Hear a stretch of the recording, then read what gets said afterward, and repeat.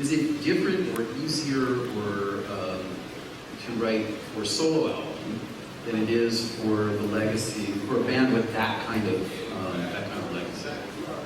She's thrown in a bench. Because the first stuff was all Pink Floyd things, so she actually had to cut her teeth on the Pink Floyd ones. I had a great fear of the Pink Floyd ones, but I mean, when David, actually, he got me when I had Blanchard, I think he called it Epstein Barr. Right, well, I was hoping you would bring that. You're really good at talking. It's a piece of music which I played on a piano, and the piano's in a room in our house just next to the kitchen. On that piano sound you can hear someone doing some washing up, there's some crockery banging on. There's a tiny baby squawks in the middle of it. Where's he gone? He's grown a little bit. He is actually on the record. So the original piano track that we actually used on it was recorded on a mini disc player 18 years ago, I guess. But we find, or I find, these ancient scraps of things, and sometimes it just feels like that little scrap that I've ignored 15 times before has found its right moment to emerge, and then you develop it, and in this case, we sat on the beach. It was the first one that I think it's the first one that had a lyric, this album. And so it was the piece of music that had been chosen on the iPod to go first. I was walking with it and walking with it. And actually we were both, Rick's death affected us both quite deeply. And we were sitting on the beach and I said to David, oh come on, just give me a clue, just tell me what is it you're thinking about with this piece of music, anything at all. And we were sitting and we were staring out to sea and a sailing boat went past and he sort of stared and said nothing, and I said, come on, anything will do, just something to get you started. And he said, mortality. And I kind of, sort of furious, quite furious, threw a few stones at him, stomped off, and then kind of had it still in the headphones and thought, what's wrong with me? Of course it's about mortality, it's about Rick. And it just, it just sort of exploded as an idea and then wrote itself.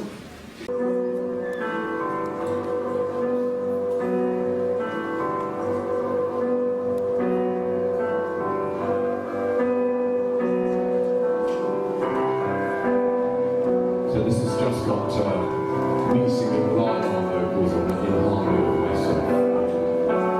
And you'll hear my boy Gabriel in a minute. He's not even careful.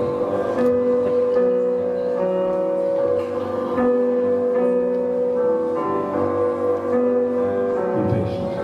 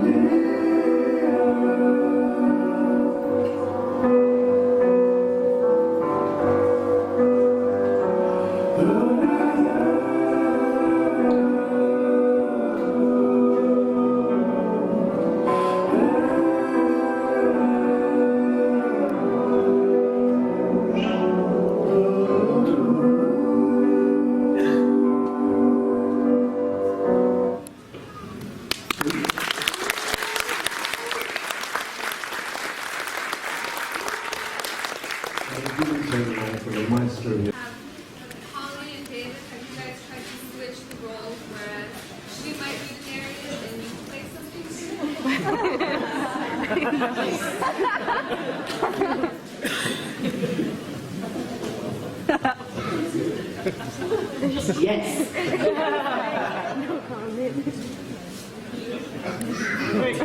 All right, yeah. Okay, so thank you very much for being here, and you've really been a part of my life.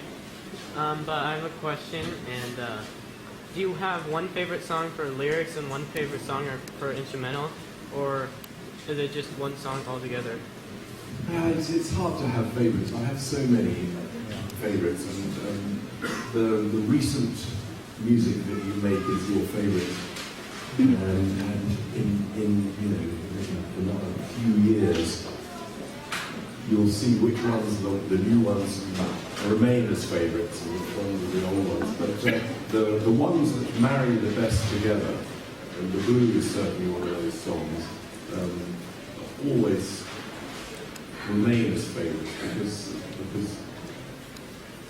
of these brilliance of finding what those words should be, and the marriage of the words and the music on things like that, and many of the new songs as well. It's just a magical thing to remain famous.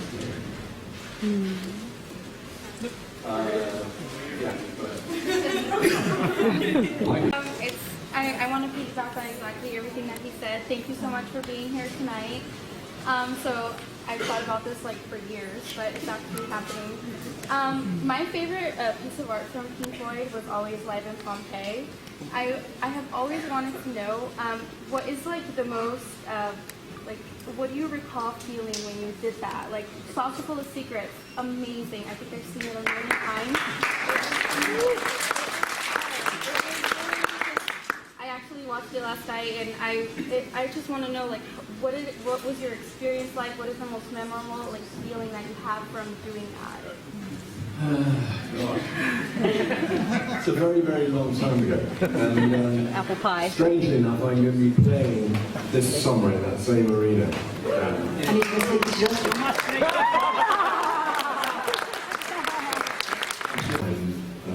which I think we just about managed to do. But it's tough when you're making film. You get a better deal when you go to a concert. We have time for one more. So the gentleman in the glasses right there. Yeah, you.